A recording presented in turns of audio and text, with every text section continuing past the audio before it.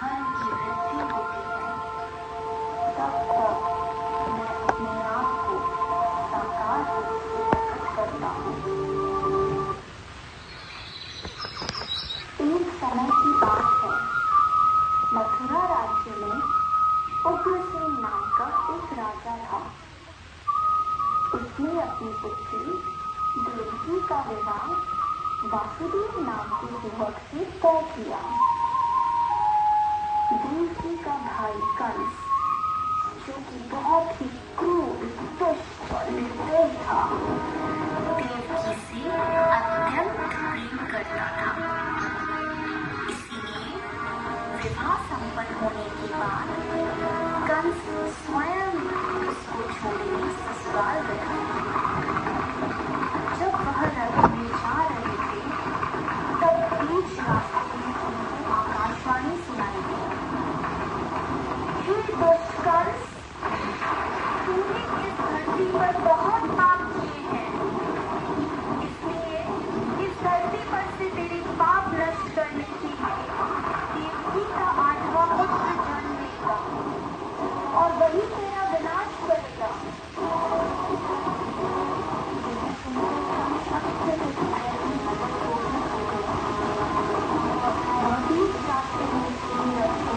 वापस मथुरा ले गया और देवकी और वासुदेव जी को बंदी गृह में डालकर बंदी बना दिया।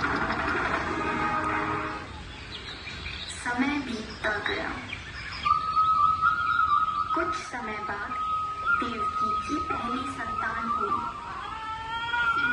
जैसे ही कंस को इसकी सूचना मिली, कंस ने देवकी की संतान को मार दिया। अत्याचार की शुरुआत थी। इस प्रकार कंस ने देवकी के 7 पुत्रों को उनकी जन्म के तत्काल बाद ही हत्या कर दी। इससे वासुदेव और देवकी अत्यधिक दुखी थे, पर अंततः उस अंधकार से छटने का समय आ गया, जब भगवान ने धरती पर मानव रूप धारण करते हुए जन्म लिया। उस दिन का वर्षा हो गई। ऐसे लखनऊ भगवान ने धरती पर देवकी की 8वीं संतान बनकर मानव रूप में जन्म लिया।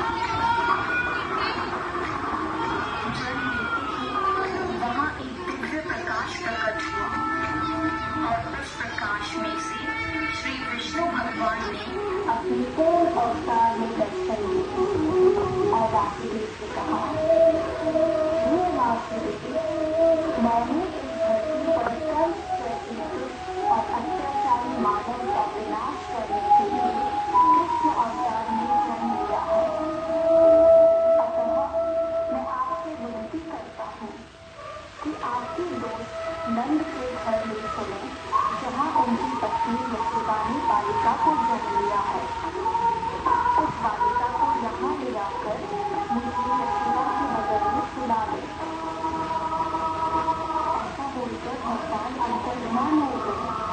भगवान ने एक शिशु का रूप धारण किया और एक चमत्कार हुआ। वासुदेव और देवकी पूरे मुक्त हो गए। कारागार के द्वार अपने आप खुल गए। खुली निंदा में सो गए और ऐसे समय वासुदेव उस बालक को लेकर नंद के घर चले।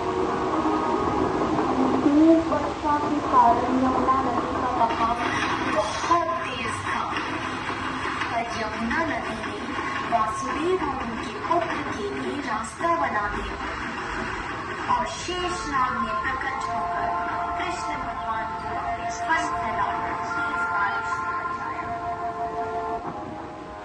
आखिरकार और कृष्ण को यशोदा की बगल में लेटाकर उनकी पुत्री को वापस बंदी गृह ले आए। वहां पहुंचते ही बंदी गृह के दरवाजे स्वयं बंद हो गए। सारे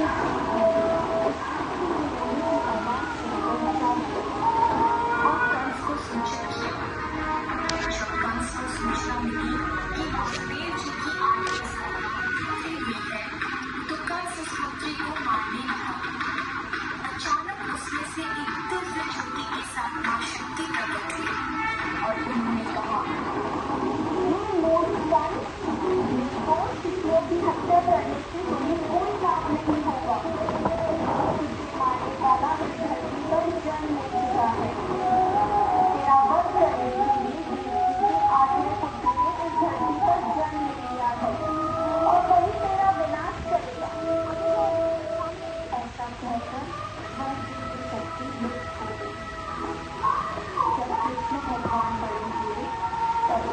सन का वध किया और इस प्रकार कृष्ण भगवान ने धरती पर अत्याचार व बुराई का अंत किया।